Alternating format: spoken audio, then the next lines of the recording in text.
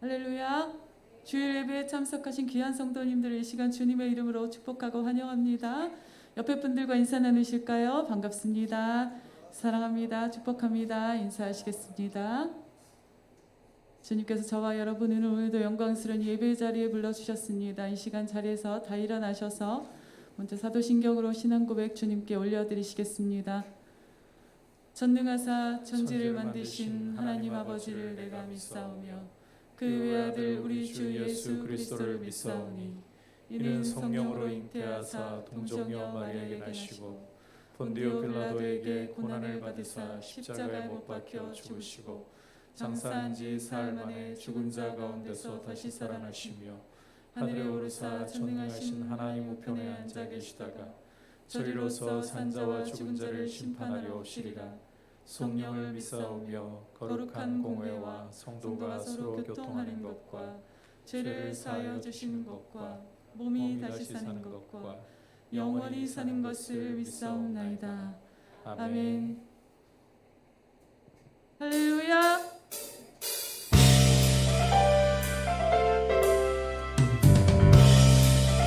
기쁜 아버지 오셨네. 이 땅에 오신 아기 예수 그리스도 정의 형체로 자신을 비우신 주님을 찬송합시다.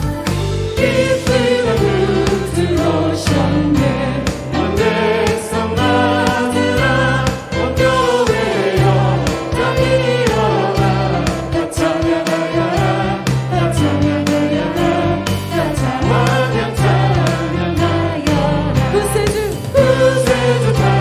탄생했으니 다 찬양하여라 이 세상의 만물들아 나와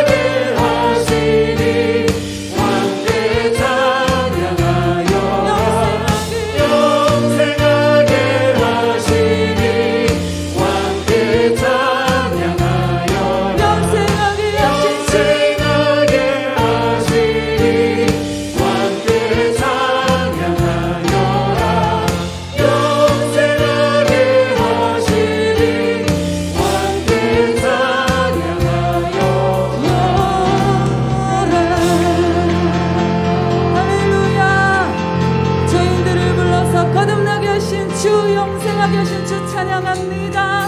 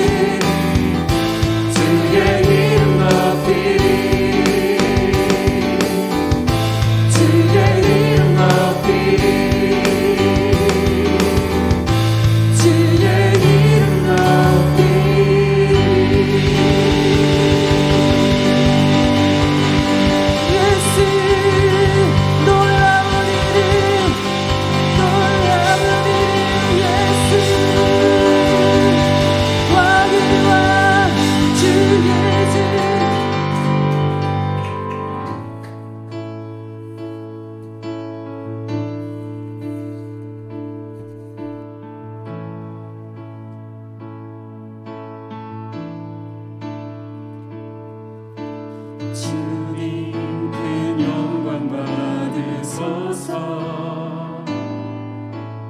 홀로 찬양 받으소서. 모든 이름 위에 뛰어난 그 이름 온 땅과 하늘이 다 찬양해. 겸손하게 우리 무릎 꿇고 주 이름 앞에 영광 돌리세. 모두 절하세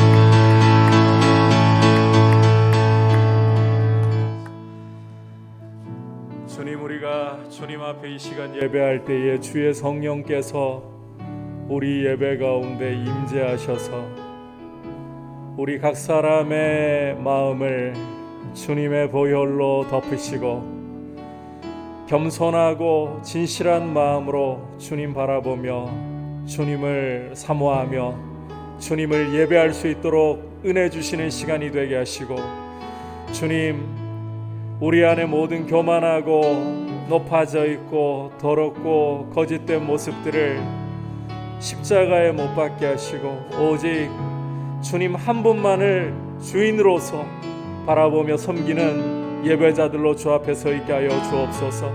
오늘도 주님 앞에 왔사오니 주님 예비하신 말씀을 주셔서 우리의 심령이 주님의 음성을 듣고 살아나게 하시며 주님의 몸된 교회가 주의 은혜 가운데에 주님을 높여드리고 강건하게 설 수 있도록 은혜를 주시옵소서. 그리고 지금 나라가 코로나 3차 대유행으로 인하여서 큰 고통 가운데 있습니다. 주님, 하루속히 코로나 바이러스가 제어될 수 있도록 은혜를 베풀어 주시고 지금 이 크게 확산되고 있는 과정들이 꺾일 수 있도록, 무엇보다 우리 한국교회를 주님 긍휼히 여겨주셔서 이와 같은 때에 더욱더 기도로 깨어있게 하여 주시고 나라를 위하여 기도할 수 있도록 은혜 주시며 우리 자라나고 있는 자녀들 믿음으로 주님 붙들어 주시옵소서. 같이 합심해서 기도하겠습니다.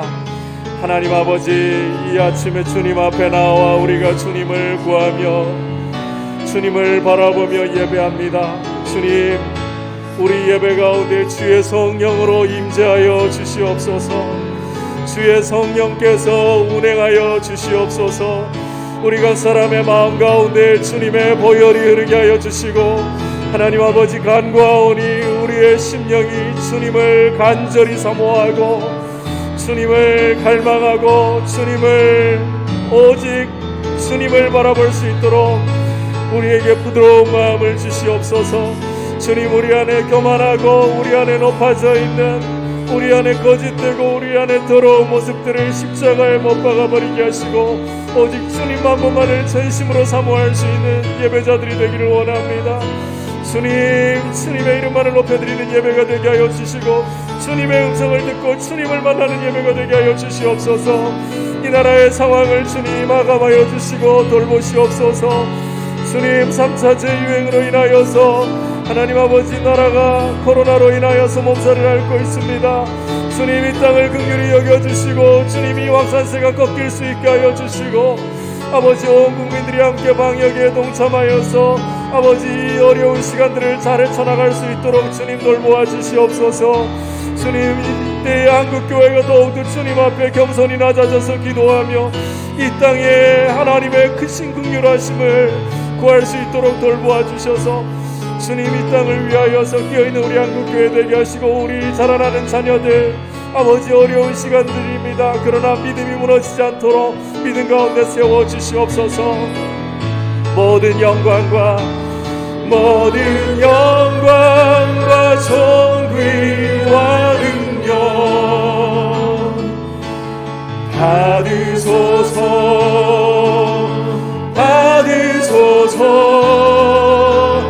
영광과 존귀와 능력 받으소서.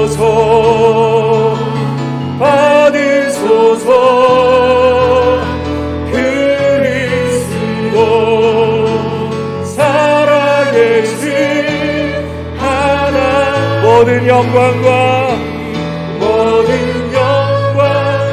존귀와 능력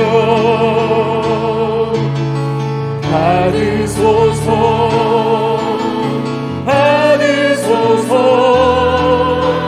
영광과 존귀와 능력 받으소서.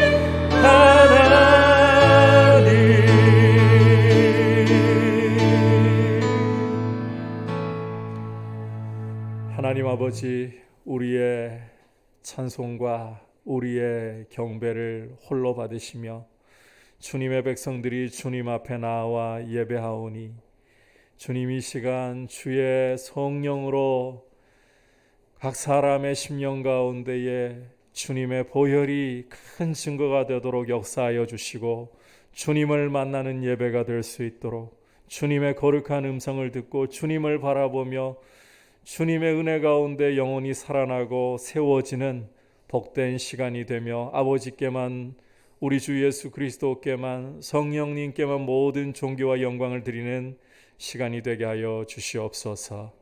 예수님의 이름으로 기도드립니다. 아멘.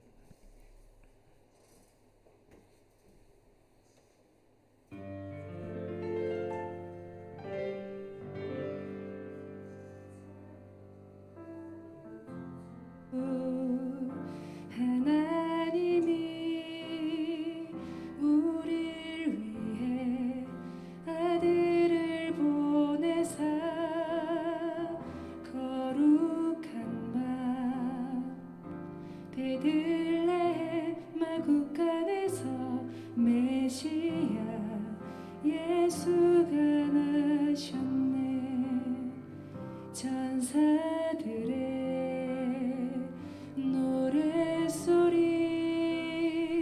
높은 하늘 하나님께 영광 땅에서는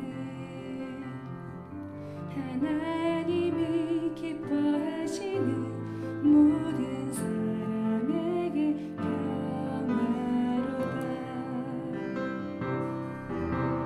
예수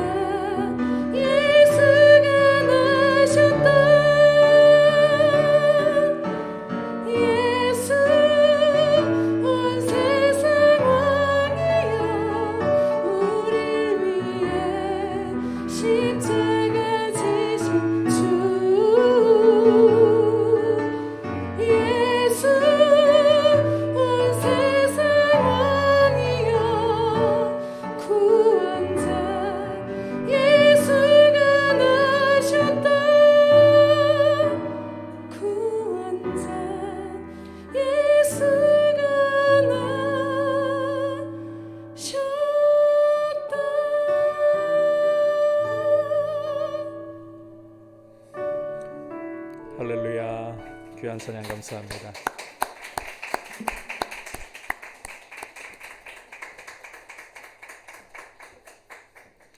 광고 말씀 드리도록 하겠습니다.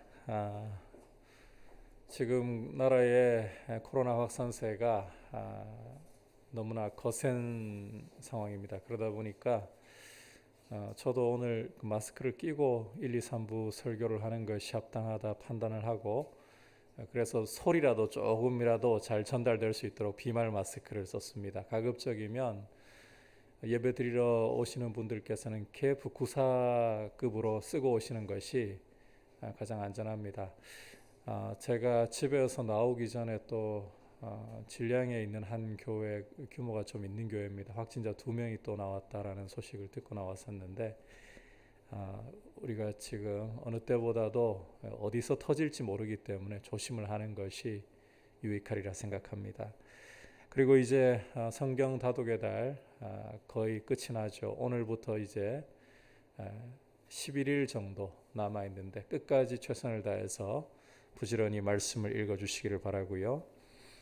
그리고 오늘 1부, 2부 예배 후에는 많이 모일 수가 없지만 모인 대로 공동의회를 통해서 결산과 그리고 2021년도 예산 심의를 가지는 시간을 간략하게라도 가지도록 하겠습니다.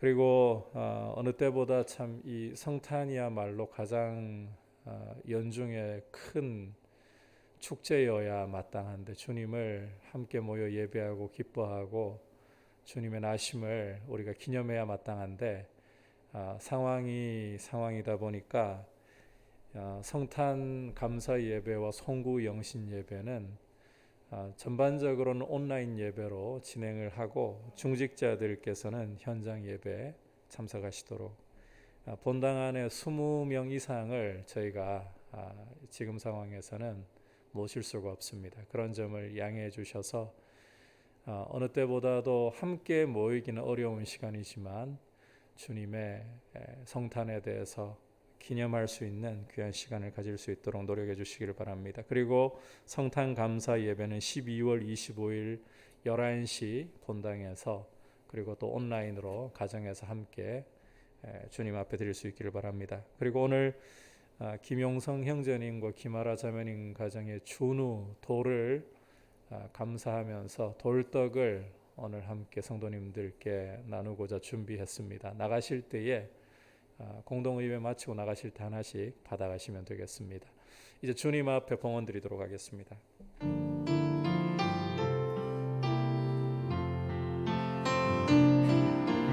나의 생명을 드리니 주 영광 위하여 사용하옵소서. 내가 사는 날 동안에 주를 찬양하며 기쁨의 제물 되리. 나를 받아주소서.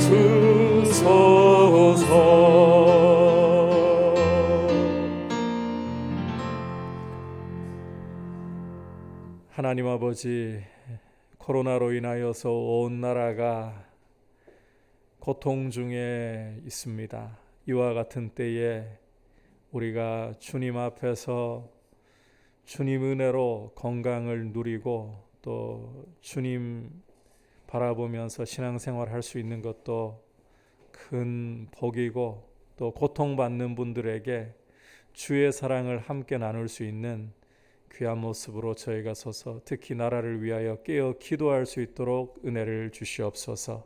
주님, 오늘도 주님 앞에 나올 때에 귀한 예물과 함께 우리의 마음을 고백을 드리면서 나아갑니다. 이 예물을 귀하게 받으시고 주님, 우리 성도님들 어려운 경기 가운데에서도 보호하시며 바이러스로부터 안전하게 하시며 무슨 일을 하든지 어디에 있든지 주님과 동행하는 기쁨이 충만하도록 생활 속에서 성령께서 도와주시옵소서. 예수님의 이름으로 기도드립니다. 아멘. 할렐루야. 이 시간 주신 하나님의 말씀 함께 받도록 하겠습니다. 에베소서 3장 14절에서부터 21절까지의 말씀입니다.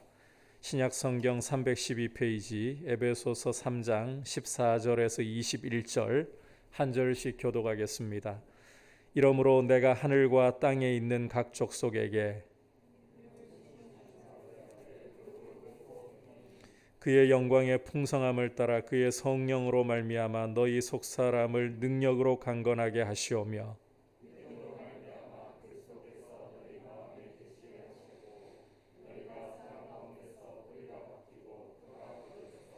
능히 모든 성도와 함께 지식에 넘치는 그리스도의 사랑을 알고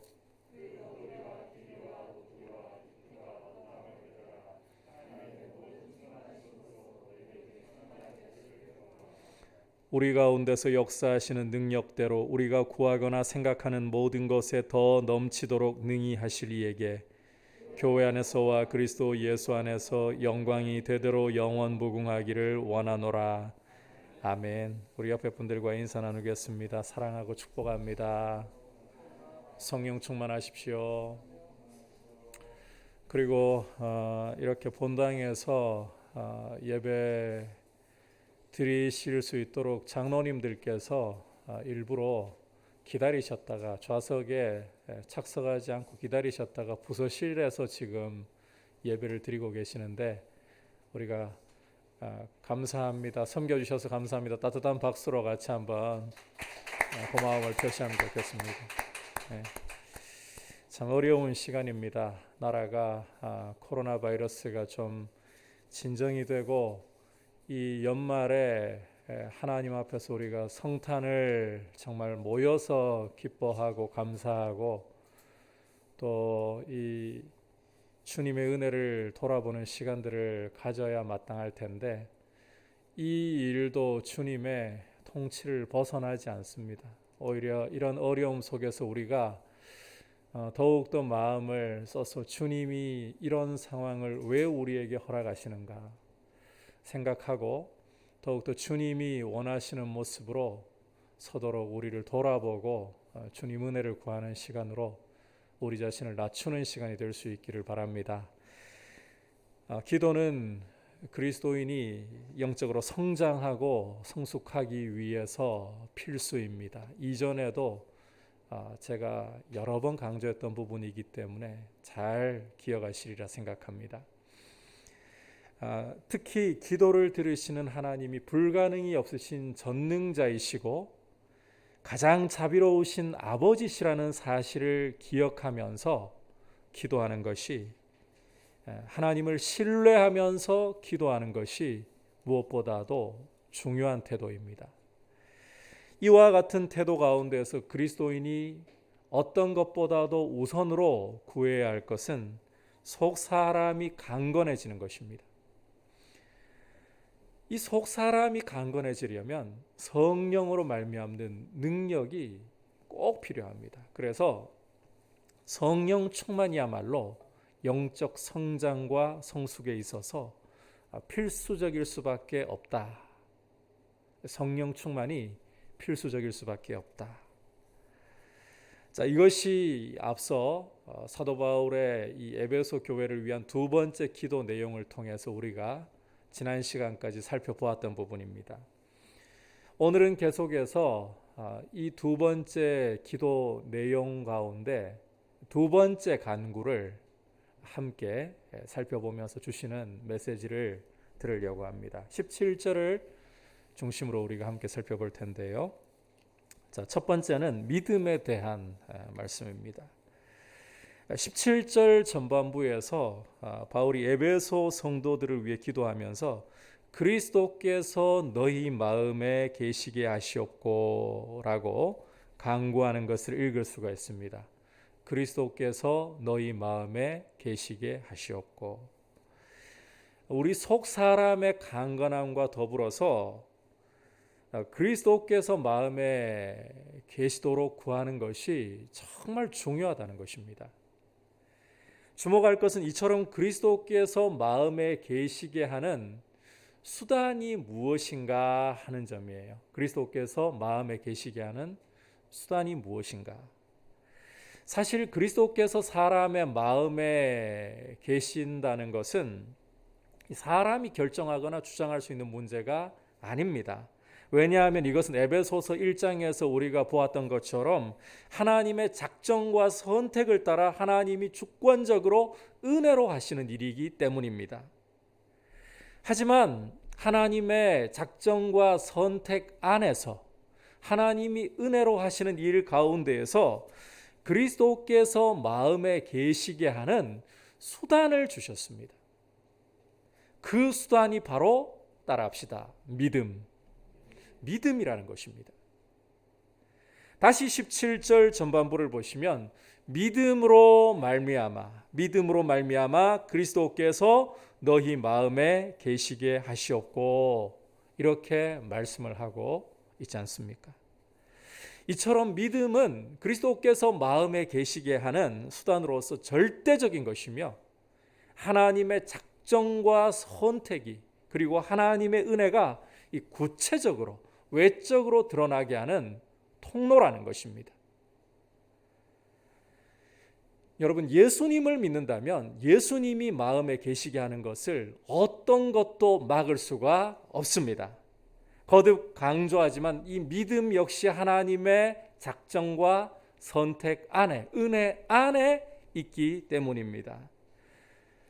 자, 그렇다면 이 중요한 믿음이 어떤 특징을 가지는가 좀 더 구체적으로 우리가 살펴보는 것이 중요하다고 생각합니다. 이 믿음이 정확히 무엇인지를 알지 못한 채로 믿는다라고 우리가 함부로 말할 수는 없지 않습니까? 자, 우선 믿음에 대해서 부정적으로 말씀을 드리자면 믿음은 단순히 믿습니다라고 말하는 것이 아니라는 점을 여러분께 말씀드리고 싶습니다. 믿음은 단순히 믿습니다라고 말하는 것이 아닙니다. 적지 않은 경우에 어떤 사실을 믿습니다라고 힘주어서 말하면 마치 믿음인 것처럼 오해하는 경우들이 있습니다. 특히 사람의 감정을 자극해서 띄우는 집회라든지 부흥회 같은 경우 그렇게 믿음을 생각하게 만드는 경향이 있습니다. 하지만 성경이 보여주고 있는 믿음은 절대로 그렇지 않습니다. 힘주어서 믿습니다라고 강조하고 말한다고 해서 진짜 믿는 게 아닐 수 있다는 거예요. 자, 그렇다면 이 뜨거운 감정이 우리 안에서 올라온다고 해도 그것이 곧 믿음이라고 단정해서는 안 된다는 사실도 우리가 염두에 두고 있는 것이 중요할 겁니다. 이 믿음이라는 것에는 감정이 동반됩니다. 하지만 뜨거운 감정이 일어난다고 곧 내가 믿는다라고 단정 지을 수가 절대로 없다라는 거예요. 자, 그렇다면 참된 믿음이라는 것이 도대체 무엇이란 말인가? 참된 믿음이 도대체 어떤 것이란 말인가? 이제 긍정적인 면에서 살펴봐야 됩니다. 참된 믿음이 무엇인가를 우리가 제대로 이해하려면 이 믿음의 출처가 어디인가부터 제대로 이해하는 것이 필요합니다. 자, 로마서 10장 17절 우리 다 함께 한 목소리로 보도록 하겠습니다. 시작. 그러므로 믿음은 들음에서 나며 들음은 그리스도의 말씀으로 말미암느니라. 자, 바울은 믿음이 들음에서 나고, 자, 이 들음은 어디에서 난다? 그리스도의 말씀에서 난다라고 말씀을 하고 있습니다. 간단히 말하면 믿음은 하나님의 말씀을 듣는 중에 발생한다는 거예요. 그러니까 이 하나님의 말씀인 구원의 복음을 듣는 가운데에 우리 안에서 성령께서 역사하셔서 발생하는 것이 바로 믿음이다. 따라서 이 믿음의 눈에 보이는 출처는 하나님의 말씀인 것이고 눈에 보이지 않는 출처는 우리 안에서 역사하시는 성령님이시다. 자, 믿음의 이 눈에 보이는 출처는 무엇이다고요? 하나님의 말씀이고 보이지 않는 출처는 우리 안에서 역사하시는 누구이시다? 성령님이시다. 따라서 말씀 없이, 성령님 없이 우리 스스로 믿음을 만들어낼 수가 없다는 거예요.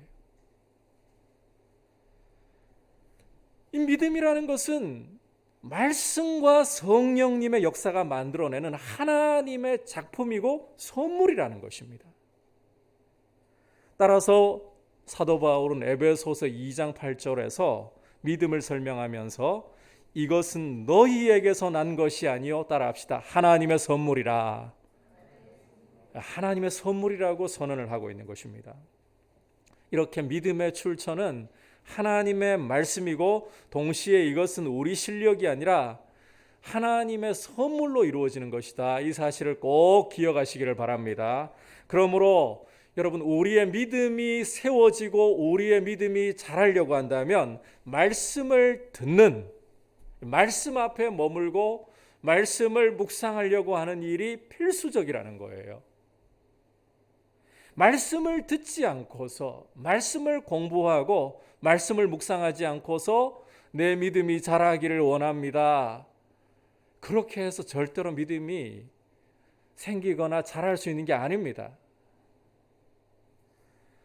그렇게 원하는 것은 마치 이 사막에서 사과나무가 자라서 열매를 맺기를 바라는 것이나 다를 바가 없는 거예요.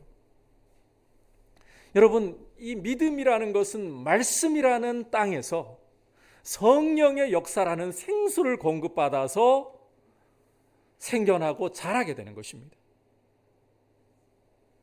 그러므로 믿음이 자라려고 한다면, 우리 안에 믿음이 생겨나고 믿음이 자라려고 한다면 말씀을 들어야 되는, 말씀 앞에 머물면서 말씀을 자꾸 알아가려고 하고 묵상하려고 하고 순종하려고 하는 이런 거룩한 노력이 필수라는 것입니다. 아울러서 성령께서 말씀을 깨닫게 하시는 역사를 주시기를 우리가 사모하고 기도해야 하는 것입니다. 여러분, 그리스도께서 마음에 계시게 하는 수단은 오직 하나, 믿음뿐입니다. 믿음이 없이는 우리가 결코 그리스도 안에서 영적으로 자라날 수도 없고, 그리스도를 아예 마음에 모시고 이 그리스도와 함께 동행하는 것 자체가 불가능하고 하나님을 기쁘시게 할 수 있는 그런 모습을 가질 수가 없습니다. 믿음 안에서 굳세게 설 수 있도록 말씀으로, 성령님의 도우심으로 굳세게 믿음 가운데 설 수 있기를 주님의 이름으로 축복합니다. 자, 계속해서 17절 전반부를 다시 한번 보시기를 바랍니다. 17절 전반부를 보시면 그리스도께서 너희 마음에 계시게 하시옵고 라고 기도를 하고 있잖아요.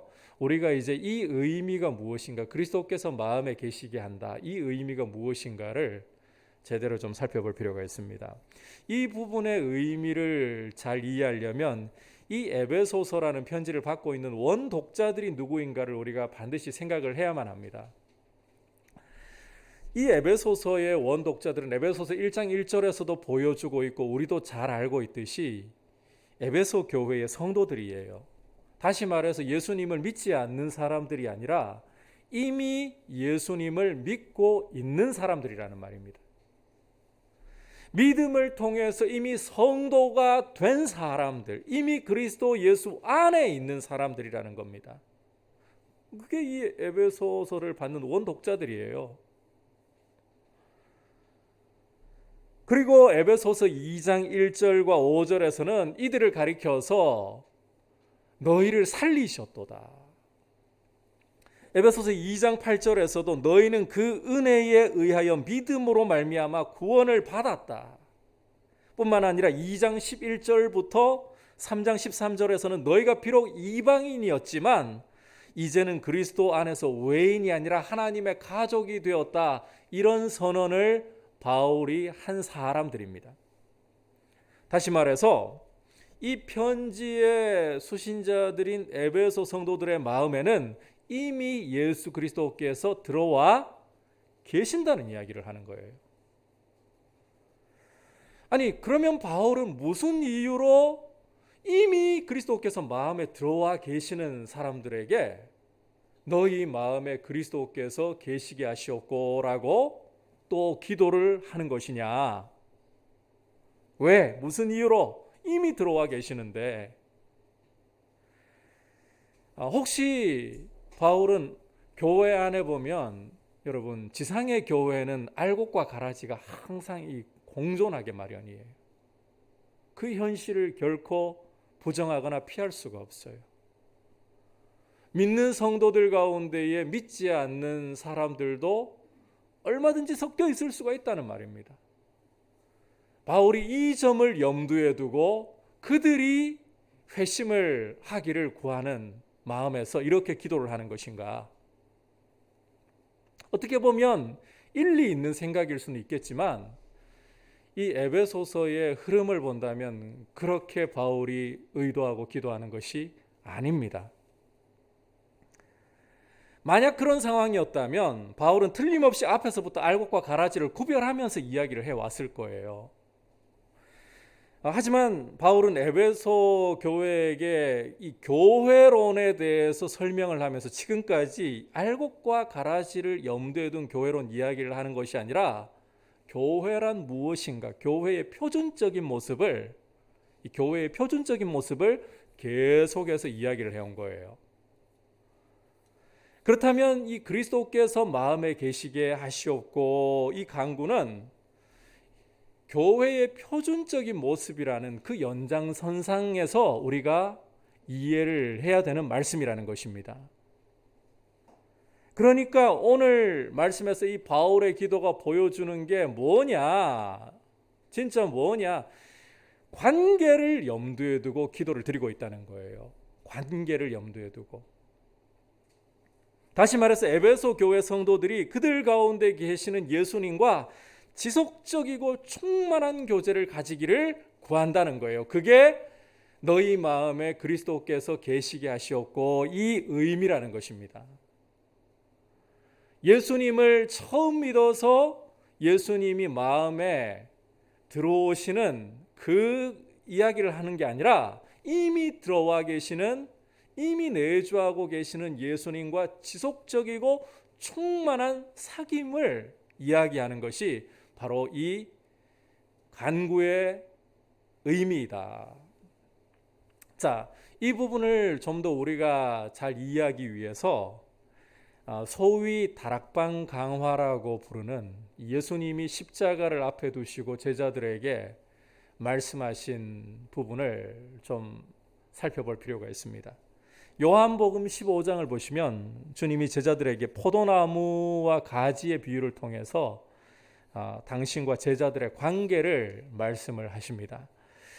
주님은 요한복음 15장 3절 말씀에서 너희는 내가 일러준 말로 이미 깨끗하여졌다 이렇게 전제를 먼저 까시면서 4절부터 8절까지 요한복음 15장 4절부터 8절까지 이렇게 말씀을 하십니다. 다소 길지만 우리가 한 목소리로 요한복음 15장 4절부터 8절까지 함께 읽도록 하겠습니다. 시작. 내 안에 거하라 나도 너희 안에 거하리라. 가지가 포도나무에 붙어 있지 아니하면 스스로 열매를 맺을 수 없음같이 너희도 내 안에 있지 아니하면 그러하리라. 나는 포도나무요 너희는 가지라.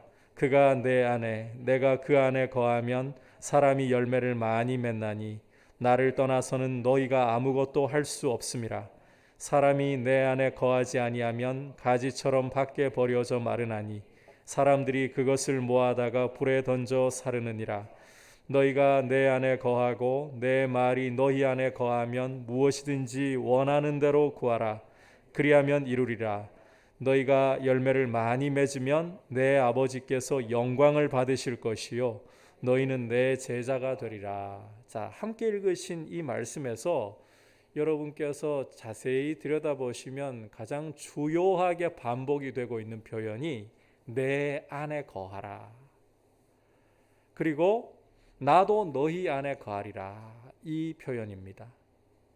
이와 더불어 그 다음으로 많이 반복되는 표현이 열매를 맺는다는 표현입니다. 이 다락방 강화라는 것은 십자가를 앞에 두시고 다른 사람들이 아닌 제자들에게 주시는 말씀이라고 제가 앞에서 설명드렸잖아요. 믿지 않는 사람들이 아니라 예수님의 제자들입니다. 그것도 가룟 유다를 제외한 11 제자들. 다시 말해서 이너 서클이라고 부를, 요즘 말로 핵인싸라고 부를 정도로 이 예수님과 가까이에 있는 제자들이라는 말이에요. 다 예수님을 믿어요. 그냥 뭉뚱거려 가지고 믿는다가 아니라 진짜 한 사람 한 사람이 다 예수님을 믿어요. 그래서 이들이 예수님 안에 이미 거하고 있다라는 것을 의심할 여지조차 없습니다. 그걸 증명하는 게 전제로 하셨던 3절 말씀. 너희는 내가 일러준 말로 이미 깨끗하여졌다. 그 말씀 자체가 이미 너희들은 내 안에 있다. 그리고 장차 성령께서 오실 때에 내가 너희 안에 확실히 거주한다. 이 보증해 주시는 말씀인 겁니다. 이처럼 예수님을 이미 믿어서 예수님 안에 거하고 있는 제자들에게, 그리고 장차 성령이 아직은 오시지 않았지만 교회에게 임하실 때, 오순절 교회에게 임하실 때 그들 안에 예수님이 확실히 거할 사람들인데, 내 안에 거하라, 나도 너희 안에 거할 것이다. 왜 이런 말씀을 하는 걸까요? 이건 예수님 안에 거하지 않아서가 아닙니다. 관계를 이야기한다는 거예요. 포도나무 가지가 나무에 붙어 있지 않으면 가지 스스로는 나무로부터 떨어져서 절대로 열매를 맺을 수가 없어요. 바로 그걸 보여주고자 하는 말씀인 거예요. 예수님과 이미 예수님을 믿음으로 바른 관계 안에 있지만 지속적으로 이 관계를 계속해서 세워나가고 충만하게 할 때에 풍성한 열매가 맺힌다. 요한복음 15장 말씀은 예수님과의 지속적인 사귐의 관계, 그리고 그로 인한 열매 맺음이 핵심적인 내용이라는 거예요. 그래서 특별히 15장 7절 말씀을 여러분이 보시면, 너희가 내 안에 거하고 내 말이 너희 안에 거하면, 이 말씀을 하시잖아요. 너희가 이미 내 안에 거하고 있는데, 또 내 안에 거하라는 말은 내 말이 너희 안에 충만하게 거하게 되는 이 이야기를 내가 하고자 합니다. 나하고 충만한 사귐을 가지라는 이야기이다. 그렇게 한다면 열매가 풍성하게 맺혀서 이 열매를 통해서 하나님 아버지께서 영광을 받으시게 되는 것이고, 너희는 내 제자라는 사실을 세상에 드러내게 된다. 주님이 말씀하시려고 하는 핵심이 바로 그거라는 거예요. 주님 말씀에 순종하면서 주님을 의지하는 관계, 이게 요한복음 15장의 이 포도나무와 가지의 비유의 핵심적인 내용이라는 것입니다. 바로 이 요한복음 15장 내용이 오늘 사도 바울의 강구와 일치하고 있다고 보시면 말씀을 제대로 보신 거예요. 그렇다면 그리스도께서 너희 마음에 계시게 하시옵고, 이 표현은 이미 성령으로 마음의 내주에 계시는 그리스도와의 친밀한 관계, 친밀한 사귐을 더욱더 강조하고 있는 강구라는 것입니다. 다시 말해서 그리스도의 말씀이 성도의 마음에 충만하게 거하게 해달라, 이런 강구를 지금 사도 바울이 하고 있다는 거예요. 따라서 주님의 말씀을 마음에 새기도록 말씀을 읽고 말씀을 공부하고 말씀을 묵상하면서 그 말씀대로 순종하게 하옵소서. 그래서 성도의 삶 가운데에 열매가 풍성하게 하옵소서. 이게 지금 사도 바울이 그리스도께서 너희 마음에 계시게 하시옵고 그 기도를 통해서 표현하고 있는 내용이라는 것입니다. 여러분, 앞서 믿음의 출처가 말씀이라고 설명을 드렸었죠. 따라서 믿음으로 그리스도께서 마음에 계신다, 이 이야기는 결국 하나님의 말씀이 성도의 마음에 충만하여져서 그 말씀을 묵상하고 말씀대로 순종함으로써 삶의 열매가 풍성하게 맺고 하나님께 영광을 드리게 되는 바로 이 관계를 이야기하고 있다라는 것입니다. 여러분, 오늘 이 말씀을 통해서 사도 바울의 이 강구를 통해서 우리가 예수님을 믿어서 예수님이 우리 마음에 오셨다고 성도는 그것으로 신앙생활 다 한 것처럼 만족해서는 안 된다는 거예요. 내 안에 그리스도께서 믿음을 통해서 오셨지만 그러나 내 안에 계신 그리스도께서 내 안에 충만하시도록, 다시 말해서 그분의 말씀이 내 안에 충만하여서 그 말씀을 묵상하고 그 말씀에 순종함으로 열매를 맺는 그런 삶이 우리 삶이 될 수 있도록 우리는 힘써 간구하고 우리의 삶을 하나님 아버지께 기쁨이 되도록 영광이 되도록 그렇게 드리기를 힘써야 한다는 것입니다. 오늘 말씀이 보여주는 게 바로 그거예요. 이 짧은 간구 속에 이 내용들을 다 담고 있는 거예요.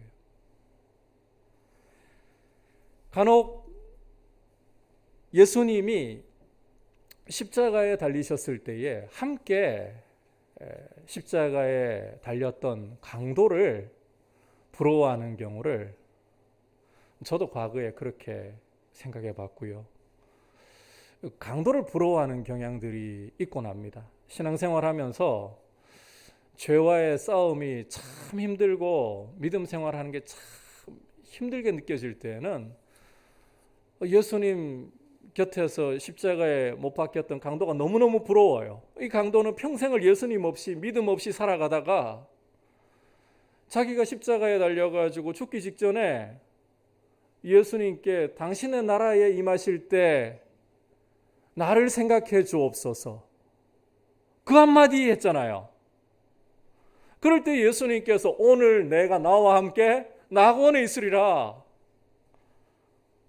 졸지에 그냥 죽기 직전에 예수님 믿음으로 이렇게 받아들이고 천국 백성이 되는 이런 복을 누렸잖아요. 그러다 보니까 우리가 신앙생활을 하면서도 참 인생의 어려움들을 만나고 특히 신앙 때문에 고민하고 고통이 올 때에는 이런 강도가 너무너무 부러워요.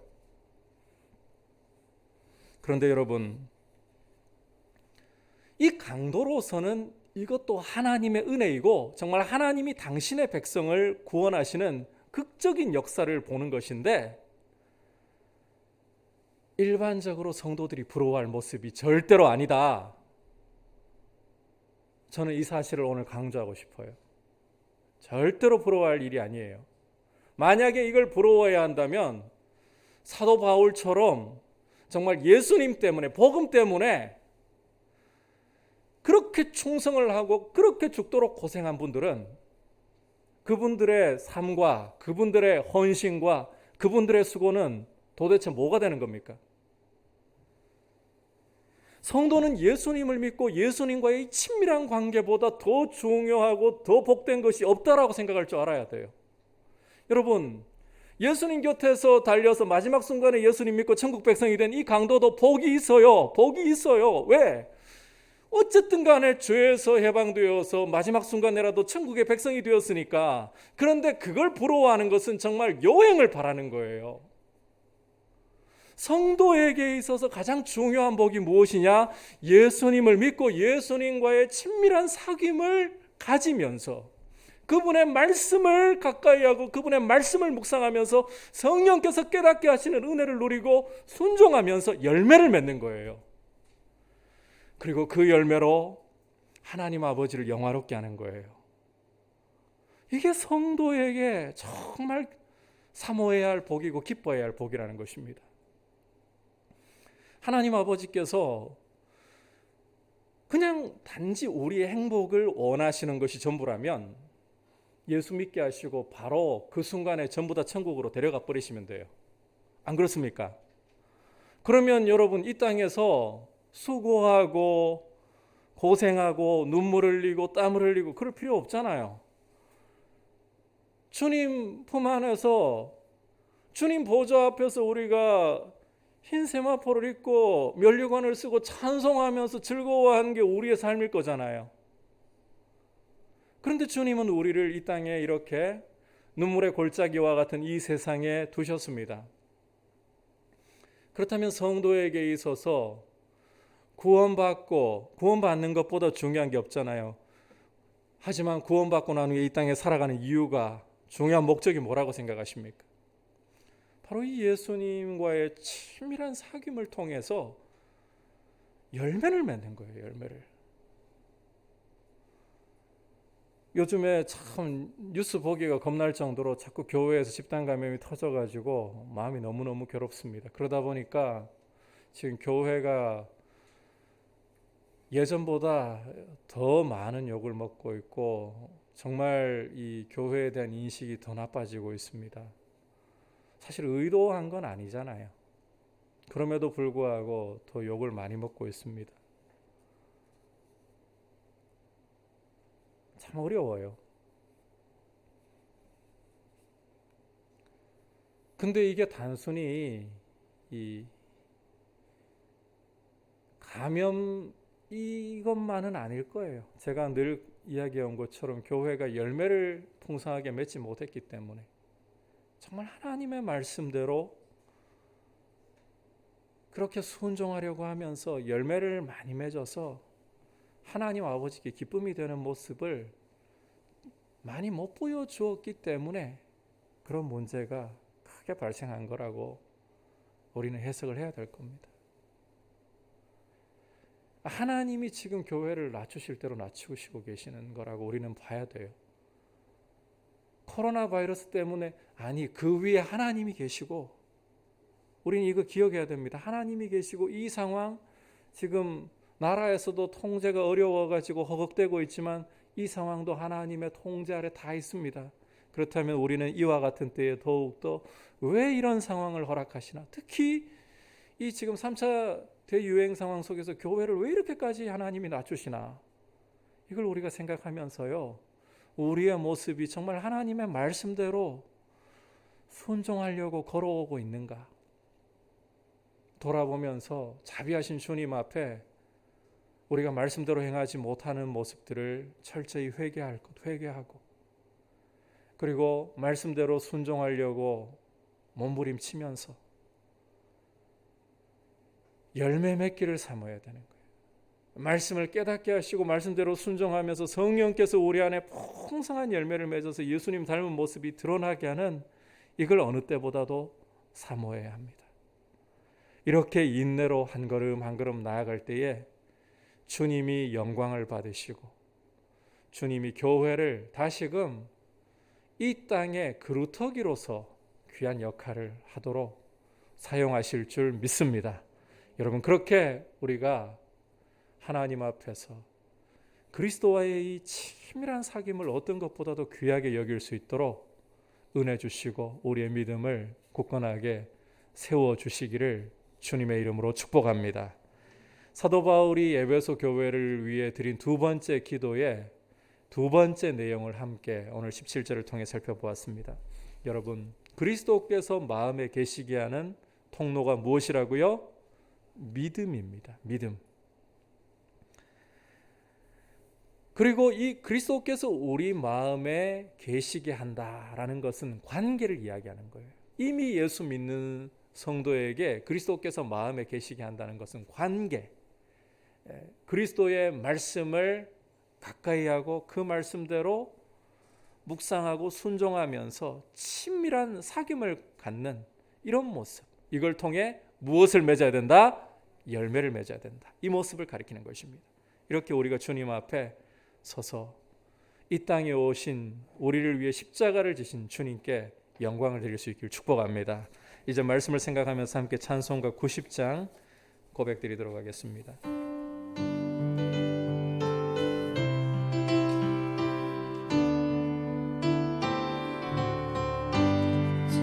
주 예수 내가 알기 전 날 사랑했네. 그 크신 사랑 나타나 내 영혼 거듭났네. 주 내 맘에 늘 계시고 나 주의 안에 있어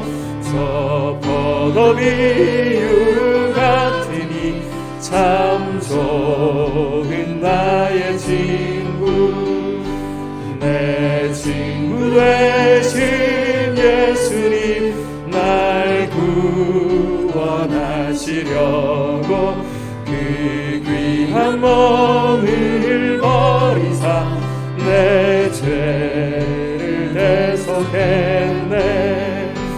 나 주님을 믿으며 그 손을 의지하고 내 몸과 마음을 바쳐서 끝까지 충성하리.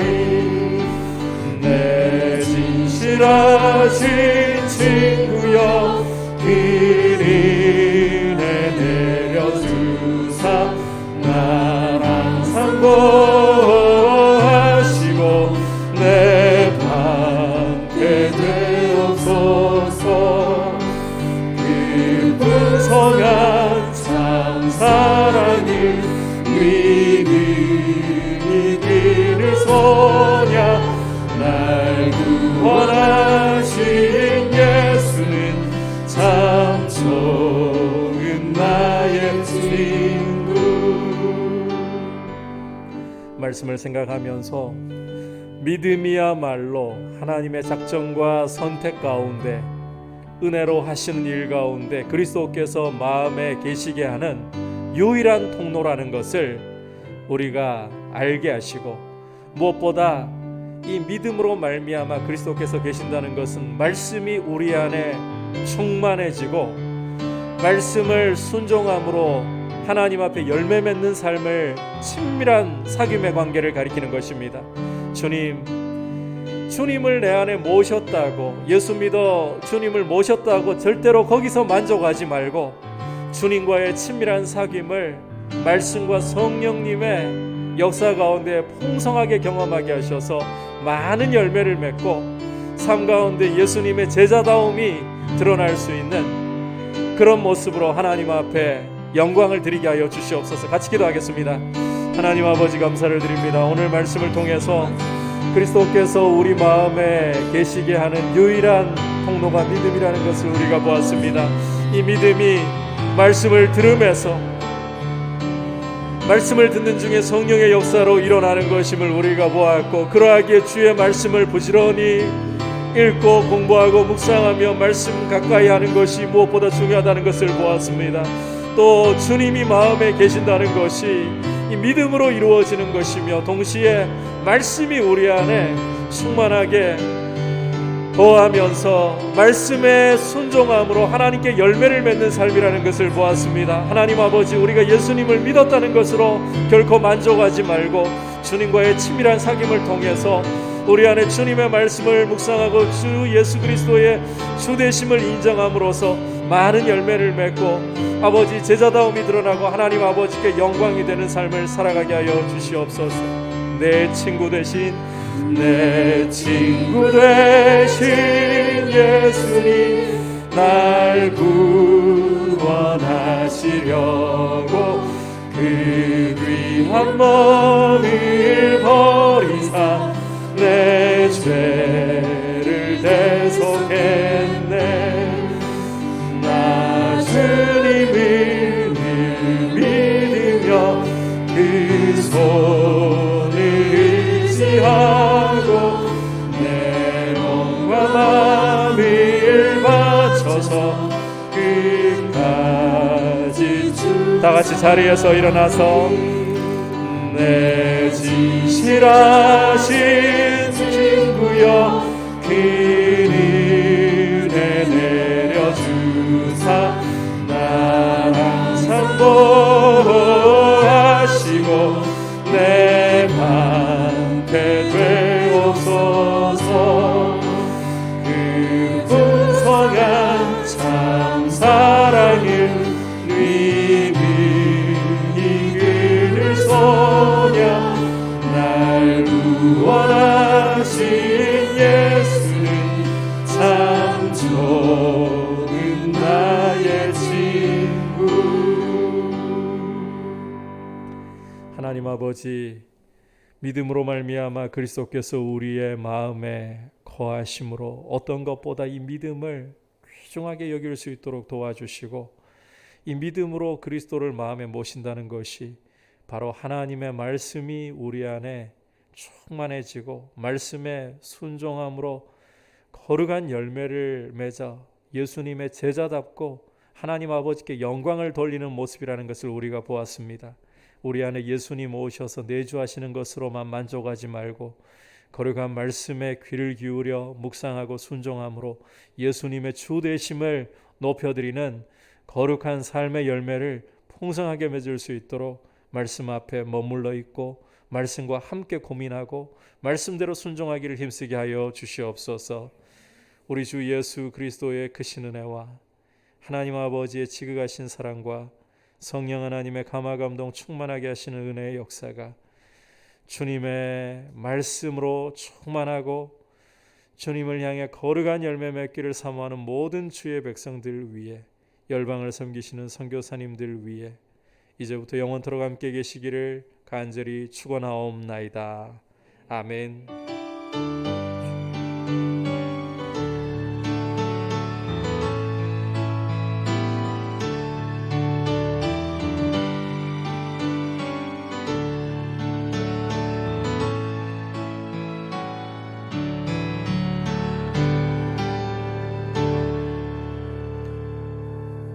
곧바로 공동의회를 진행하도록 하겠습니다.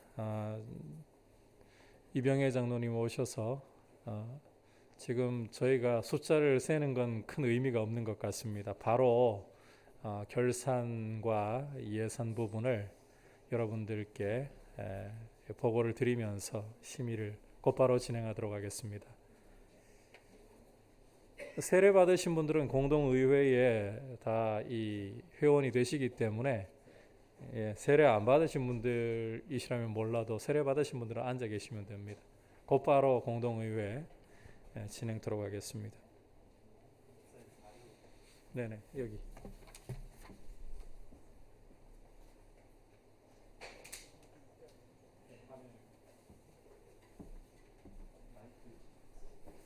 마이크하고 화면 바로 좀 준비를 부탁드립니다. 제가 인사를 못 드리는 점을 양해해 주십시오.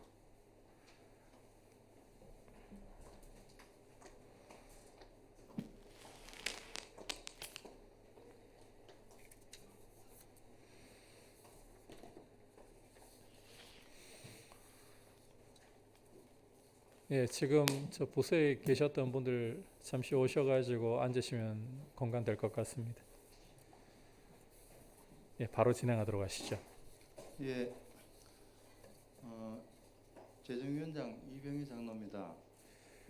2020년도 초반부터 코로나로 인해 가지고 온 나라가 정말 어려움을 겪고 많은 사람들이 어려운 가운데 정말 우리 교회가 또 참 많이 어렵겠구나 이렇게 생각했는데, 그럼에도 불구하고 우리가 2020년도 예산이 2억 8,200이었었는데 12월 13일 현재 결산이 2억 6,749만 8천 원입니다. 연말까지 하면은 거의 100% 수입이 될 걸로 그렇게 예상이 됩니다. 먼저 11조가 예산이 2억 2천인데 2억 985만 95.4%고, 주일 헌금이 1,980만 원인데 1,656만 3천 원, 감사 헌금, 절기 헌금 이렇게 총계해가지고 94.9%, 95% 정도 됩니다. 이 연말 12월 말까지 결산하면은 거의 100% 조금 넘든지 그런 예상이 됩니다. 자, 일단 지금 공동의회가 기존 절차 다 따질 수 있는 상황이 아니기 때문에 여러분께서 이 간단하게 넘길 부분들은 넘기셔야 되는 점을 제가 좀 강조하고 싶고요. 우선 참 감사하게도 2020년도 예산을 세웠던 부분이 이제 결산을 해보니까 연말 이제 마지막 주일까지 가게 되면 100% 내지는 그보다 약간 더 상회할 것으로 지금 집계가 되고 있습니다. 하나님께서 교회의 이 코로나 어려운 상황 가운데 오히려 감하지 않고 예산 세운 대로 다 충족될 수 있도록 은혜를 주신 흔적을 우리가 보고 있는 겁니다. 우선 하나님 앞에 감사의 박수 한번 드리도록 하시죠. 자, 그리고 여러분들께 바로 여쭙도록 하겠습니다. 결산 그대로 받기로 동의하시면 동의해 주시고 또 제청해 주시길 바랍니다. 네, 동의 들어왔습니다. 예. 자, 가하면 예 하시고 아니면 아니요 해 주십시오. 네. 혹시나 좀 더 구체적인 자료를 보기를 원하신다면 우리 재정부에서 게시판에다가 구체적인 자료를 한번 게시해 주시면 여러분께서 오메감에 참고하셔서 확인을 해 주시면 좋겠습니다. 그렇게 좀 하는 걸로 하고 바로 그러면 이제 예산 심의로 넘어가도록 하겠습니다. 예, 예산은 우리 오창호 장관이 예전에 네, 이제 2021년도 재정위원장이 오창호 장관님이십니다. 네, 박수로 모시도록 할게요. 네, 그리고 이병희 장관님 수고하셨습니다. 그동안 재정위원장으로. 네. 네. 지출 결산. 아직까지 좀 남아 있네요. 마저 마무리를 하시고. 이게 이제 코로나로 인해서 비정상적인 공동의회를 하다 보니까 양해해 주시기 바랍니다. 제가 지출 결산 하려고 했겠네요. 목사님이 제가 그냥 해는 줄 알고. 네, 제가 실수했네요. 죄송합니다. 지출 결산하시죠. 네. 예산만 하고 끝냈네요. 자, 우리 앞에 보시는 것이 결산은 예비비 400만 원인데 결산이 36만 원밖에 안 나갔습니다. 교육비가 2,500만 원인데 1,550만 원. 장학금은 이제 100% 다 나갔습니다. 전도 고제비가 300만 원인데 443만 원. 신방 경조비가 150만 원인데 109만 원. 행사비가 800만 원인데 169만 170만 원 정도. 관리비가 1,400만 원인데 1,400만 원 이제 거의 다 나갔습니다. 촬영 유지비가 350만 원인데 280만 원. 식비가 총 합계해가지고 우리 중식하고 격차하고 나이가 1,850만 원인데 364만 1,000원. 그다음에 비품비가 1,200만 원인데 734만 9,000원. 소모품비가 500만 원인데 162만 원. 목사님 생활비는 100% 나가고, 그다음에 목회비 100% 나가고, 부격자 생활비 100% 나가고.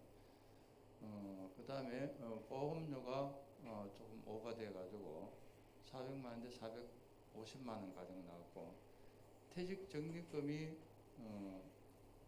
1,500만 원인데 1,538만 원, 대출 상환금이 4,100만 원인데 6,864만 원 정도, 예비비가 1,000만 원인데 2,100만 원이 이렇게 지출되었습니다. 근데 여기서 이제 보시면은 이제 어차피 이제 생활비나 교육자 생활비 100% 나가는 게 당연하고, 나머지는 여기에 식비라든지 교육비 모든 게 이제 그만큼 우리가 이제 모이질 못했고 또 행사 자체도 할 수가 없었고 그런 관계로 이렇게 이제 줄었고, 대출 상환금이 그에 따라 가지고 잉여금이 발생함으로 인해 가지고 대출을 많이 했습니다. 그래서 지금 포항 죽장 새마을금고에 6천만 원 있던 게 이제 100% 다 갖고 이제 없습니다. 나머지는 이제 사택을 담보로 해가지고 이제 대출했던 거 그것만 있습니다.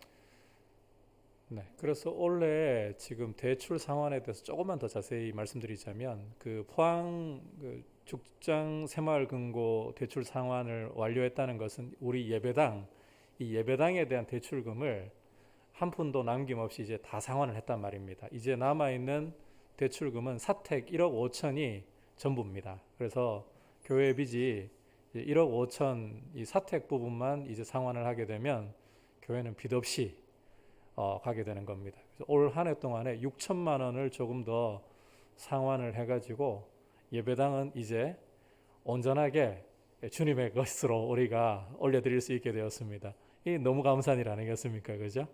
예. 박수 한번 치고 갈까요? 예, 참 감사한 일입니다. 맞아, 네네. 그대로 이제 동의 제청 여부로 넘어가도록 하겠습니다. 받기로 동의하시면 동의해 주시고, 예, 제청하시면 제청해 주시고요. 네, 동의 들어왔습니다. 네, 감사합니다. 감사합니다. 잠깐만요. 가하면 이해하시고 아니면 아니하시고.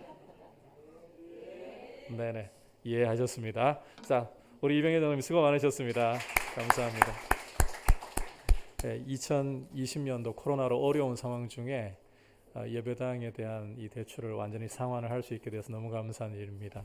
계속해서 2021년 예산 심의 들어가도록 하겠습니다. 오 장로님.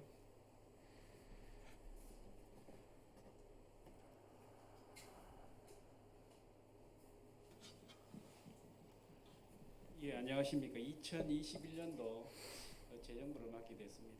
재정부를 맡게 된 오창호 장로입니다. 우리 모두 경험하겠지만 그 2000년도 우리 빨리 안 끝나겠나 싶었는데 언제 끝날지 또 내년에 계속 지속될 것 같아가지고 저희들 예산도 올해와 크게 다르지 않게 그 예산을 잡았습니다. 2021년도 수입 예산과 지출 예산을 예산안을 말씀드리겠습니다. 아까 우리 그 2000년도 예산을 보셨듯이 2021년도 예산도 크게 벗어나지를 않았습니다. 저희들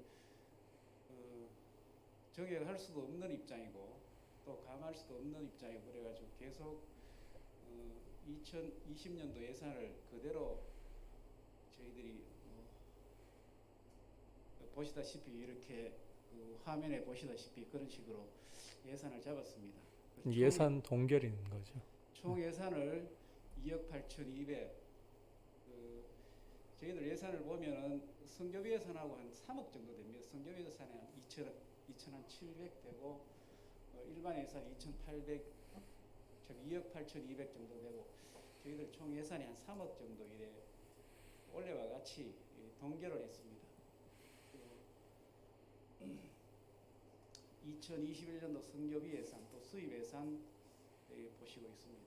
또 지출 예산 한번 보여주시고요.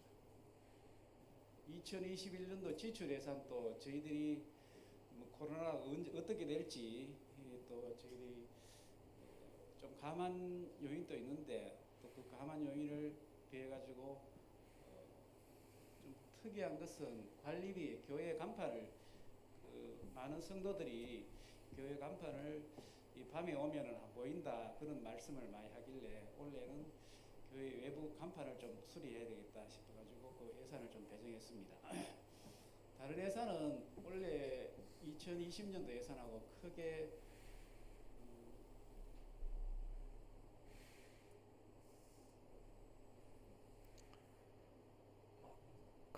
네. 쭉 대조해서 보시면은 크게 변동이 크게 없을 겁니다. 그러니까 원래 이제 지출을 반영해 가지고 그 기존에 이 예산 잡혀 있던 2020년도 예산 잡혀 있던 것보다 이 줄어든 부분이 보시면 식대를 1,800에서 1,300으로 다운을 시켰고 나머지 또 흐름에 따라서 반영된 부분들 다운된 부분들은 안 썼던 부분들을 다운시킨 겁니다. 그리고 증액한 부분에서 특히 제가 요번에 좀 요청한 것 중에 문고리 신방에 대해서 2021년도에는 이렇게 예배드리러 현장에 오시고 싶어도 오시지 못하는 경우들이라든지 또 믿음이 많이 가라앉은 분들을 위해서 문고리 신방을 할 수 있도록 예산을 책정을 좀 했습니다. 그래서 600여만 원 정도 그 부분에 특별 예산이 들어가 있고요.